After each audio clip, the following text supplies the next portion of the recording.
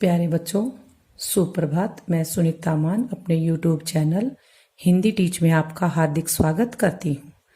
आज हम कक्षा 10वीं की जो किताब है क्षितिज, उसके काव्य खंड का 5वीं जो कविता है वो पढ़ेंगे, जो उत्साह नाम से है और सूर्यकांत त्रिपाठी द्वारा निराला द्वारा रचित है। सूर्यकांत त्रिपाठी निराला, इनके द्वारा ये रचित है।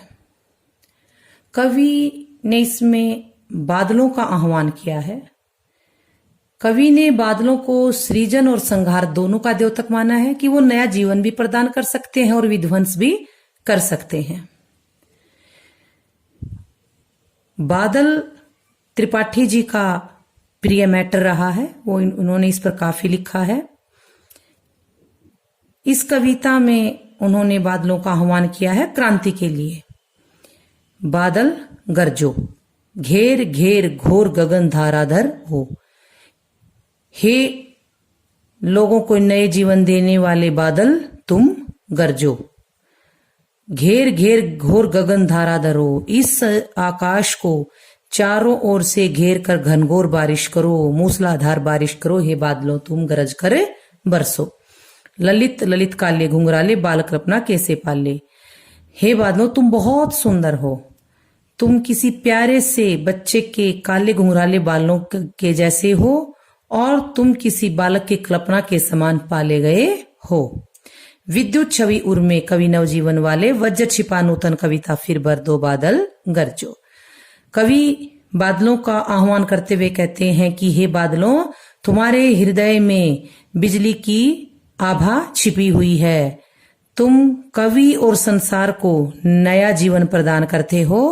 तुम्हारे हृदय में वज्र की भयंकर शक्ति छिपी हुई है और तुम कवियों को नई कविता की रचना करने की प्रेरणा देते हो। हे बादलों तुम गरज कर बरसो। विकल विकल उन मन थे उन मन, विश्व के निदाद के सकल जन। कवि कहते हैं कि इस संसार के सभी लोग तपती हुई धरती की गर्मी से परेशान हैं। वे अनमने हैं, बेचैन हैं, वे व्याकुल हो रहे हैं। आए अज्ञात दिशा से अनंत के घन, तप्त धरातल से फिर से शीतल कर दो बादल गरजो। कि हे बादलों तुम किसी अज्ञात दिशा से आकर के, किसी भी दिशा से जिसका हमें ज्ञान न हो, उस दिशा से आकर के घनघोर बारिश करो। इस तपती हुई धरती को शीतलता प्रदान करो। बरस करके जो लोग संसार के व्याकुल हो रहे हैं, उन लोगों की बेचैनी को दूर करो। हे बादलों तुम गरज कर बरसो, तुम घनघोर बारिश करो। ये तो थी इसके अर्थ, ये इसके अर्थ थे, ये शब्दार्थ हैं। आप इसका स्क्रीनशॉट ले सकते हैं।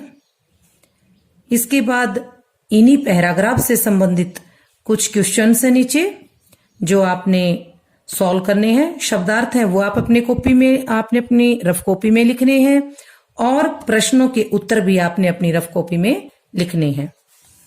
कविता में निहित भाव स्पष्ट कीजिए।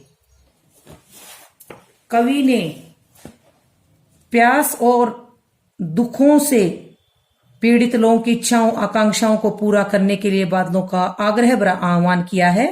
साथ साथ उसने बादलों को नई कल्पना और नए अंकुर के लिए विध्वंस और क्रांति की चेतना को संभव करने वाला माना है। बादल ही धरती को हरा भरा कर सकते हैं और कवि को कविता लिखने की वही प्रेरणा प्रदान करते हैं।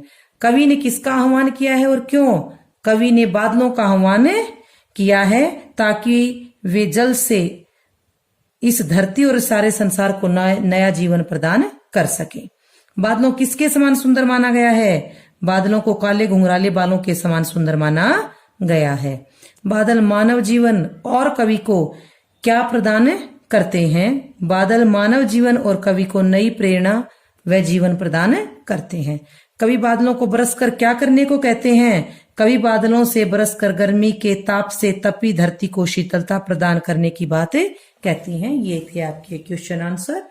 अगर फिर भी आपके समझ में नहीं आए तो वीडियो को दोबारा देखिए। इस कविता से संबंधित आपसे शिल्प सौंदर्य और काव्य सौंदर्य संबंधित क्वेश्चन पूछे जा सकते हैं, जिनमें पहला तो ये है कि इसमें खड़ी बोली का प्रयोग है। गतिशील, चाक्षुक बिंब है इसमें। लक्षणा शब्द शक्ति का प्रयोग है। आह्वान शैली इसमें ली गई है। ऐतुकांत या मुक्त छंद है। जैसा कि मैंने आपको कविता का सार बताते इसमें बताया था कि इन्हीं कविताओं में निराला जी ने एक नया ट्रेंड शुरू किया था मुक्त छंद का, उसका प्रयोग है। ओज गुण है और वीर रस का प्रयोग है। एक नई कविता के साथ फिर मिलते हैं।